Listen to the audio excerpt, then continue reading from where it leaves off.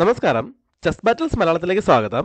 ഇന്നത്തെ വീഡിയോയിൽ വേഗത്തിലുള്ള ഒരു ക്വീൻ ട്രാപ്പാണ് കാണിക്കാൻ പോകുന്നത്.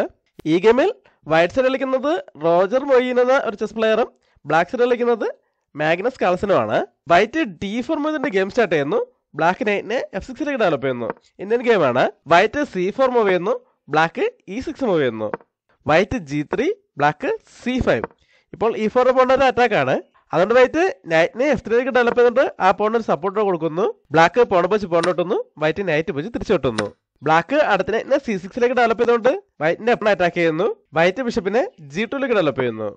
ഇത് ഗെയിമിലെ 6ാം മൂവാണ്. കാൾസൺ വേഗം ക്വീനെ കൂടെ ഗെയിമിലേക്ക് കൊണ്ടുവരികയാണ്. ക്വീനെ A5 കൊണ്ടുവന്ന് ചെക്ക് കൊടുക്കുന്നു. ഈ ചെക്ക് ഇപ്പോൾ അത്ര സ്ട്രോങ് അല്ല. വൈറ്റ് ഉണ്ടെങ്കിൽ നൈറ്റ് വെച്ചോ ബിഷപ്പ് വെച്ചോ ബ്ലോക്ക് ചെയ്യാം.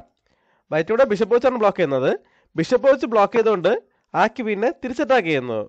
കാൾസൺ ഇവിടെ ആ ക്വീനെ അറ്റാക്കിൽ നിന്ന് മാറ്റുന്നതോടൊപ്പം ഒരു ഡബിൾ അറ്റാക്കിന് ശ്രമിക്കുകയാണ്. അതിനായിട്ട് ക്വീനെ B6 മൂവ് ചെയ്യുന്നു. ഇതോടെ B2 പോണ ഒരു അറ്റാക്കും D5 നൈറ്റിനെതിരെ 2 പീസിൽ വെച്ച് അറ്റാക്കും വന്നിട്ടുണ്ട്.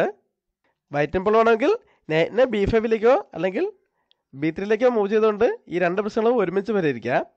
എന്നാൽ വൈറ്റ് മറ്റൊരു രീതിയിലാണ് ഈ പ്രശ്നം പരിഹരിക്കാൻ ശ്രമിക്കുന്നത്. അതിനായിട്ട് ബിഷപ്പിനെ C3 മൂവ് ചെയ്യുന്നു.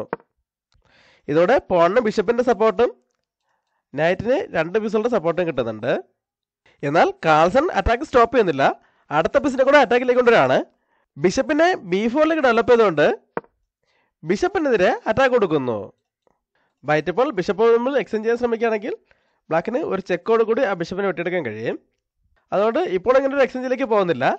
പകരം E3 ചെയ്തുകൊണ്ട് ആ നൈറ്റിന് ഒരു സപ്പോർട്ട് കൊടുക്കുന്നു. ഇവിടെ ബ്ലാക്ക് ഒരു എക്സ്ചേഞ്ചിലേക്ക് തന്നെ പോവാണ്. ബിഷപ്പ് വെച്ച് ബിഷപ്പിനെ വെട്ടിയെടുക്കുന്നു. വൈറ്റ് ഇപ്പോൾ ആണെങ്കിൽ നൈറ്റ് വെച്ചോ പോൺ വെച്ചോ വെട്ടിയെടുക്കാം. നൈറ്റ് വെച്ച് വെട്ടിയെടുക്കണമെങ്കിൽ ഈ പോൺ അറ്റാക്കിലാകുന്നതുകൊണ്ടാവും. വൈറ്റ് ഇവിടെ നൈറ്റ് വെച്ച് വെട്ടുന്നില്ല. പകരം പോൺ വെച്ച് ബിഷപ്പിനെ വെട്ടിയെടുക്കുന്നു. കാൾസൺ ഇവിടെ മറ്റൊരു അറ്റാക്ക് പ്ലാൻ ചെയ്യാണ്. അതിലേക്ക് പോകുന്നതിന് മുമ്പായിട്ട് ആദ്യം കാസലും ചെയ്യുന്നു. വൈറ്റും കാസലും ചെയ്ത ശേഷം ക്വീനെ B2 കൊണ്ടുവന്ന് റൂക്കിനെതിരെ അറ്റാക്ക് കൊടുക്കുന്നു. വൈറ്റ് ഇപ്പോൾ നൈറ്റിനെ അറ്റാക്കിൽ നിന്ന് മാറ്റിക്കൊണ്ട് റൂക്കിനെ സപ്പോർട്ട് ചെയ്യാൻ ശ്രമിക്കുകയാണെങ്കിൽ ഈ C3 പോണിനെ കൂടെ നേടിയെടുക്കാവുന്നതാണ് ബ്ലാക്കിന്റെ പ്ലാൻ. അതുകൊണ്ട് തന്നെ വൈറ്റ് ഇപ്പോൾ നൈറ്റിനെ മാറ്റുന്നില്ല. പകരം അടുത്ത നൈറ്റിനെ B3 കൊണ്ടുവന്ന് റൂക്കിനെ സപ്പോർട്ട് ചെയ്യുന്നു. ഈ ഡിഫൻഡറെ അറ്റാക്ക് ചെയ്യുന്നതിനായിട്ട് കാൾസൺ ഇവിടെ ഒരു സാക്രിഫൈസ് ചെയ്യാണ്. നൈറ്റിനെ A5 മൂവ് ചെയ്തുകൊണ്ട് ആ നൈറ്റിനെ സാക്രിഫൈസ് ചെയ്യുന്നു. ഇപ്പോഴും ഈ നൈറ്റിനെ മാറ്റിക്കൊണ്ട് നൈറ്റിനെയും റൂക്കിനെയും ഒരുമിച്ച് സപ്പോർട്ട് ചെയ്യാൻ ശ്രമിച്ചാലും ബ്ലാക്കിന് ക്വീനെ വെച്ച് ഈ C3 പോയിന്റ് എടുക്കാൻ പറ്റും. എന്നാൽ ഇവിടെ കാൾസൺ കാണാത്തൊരു മൂവ് റോജർ മൊയ്ൻ കണ്ടിരുന്നു. അതുകൊണ്ട് തന്നെ അദ്ദേഹം അത് അക്സെപ്റ്റ് ചെയ്യാണ്. ഈ റൂക്കിനുള്ള സപ്പോർട്ട് നഷ്ടപ്പെടുത്തിക്കൊണ്ട് ആ നൈറ്റ് സാക്രിഫൈസ് അക്സെപ്റ്റ് ചെയ്യുന്നു. ബ്ലാക്ക് ക്വീൻ വെച്ച് റൂക്കിന് എടുക്കുന്നു. എന്നാൽ വൈറ്റിന്റെ അടുത്ത മൂവോടെ കാൾസൺ തോൽവി സമ്മതിക്കുകയായിരുന്നു.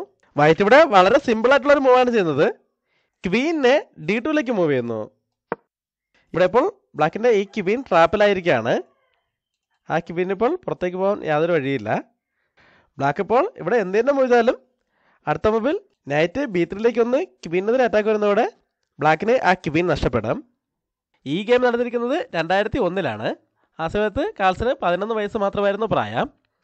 എന്നാലും കാൾസൺ അപ്പോഴും 2000 മുകളിൽ റേറ്റിംഗ് ഉള്ള വളരെ സ്ട്രോങ് ആയിട്ടുള്ള പ്ലെയർ തന്നെയായിരുന്നു. ഇത് കഴിഞ്ഞ് അടുത്ത 2 വർഷത്തിനുള്ളിൽ അദ്ദേഹം ഗ്രാൻഡ് മാസ്റ്റർ ടൈറ്റിൽ നേടുകയും ചെയ്തിട്ടുണ്ട്.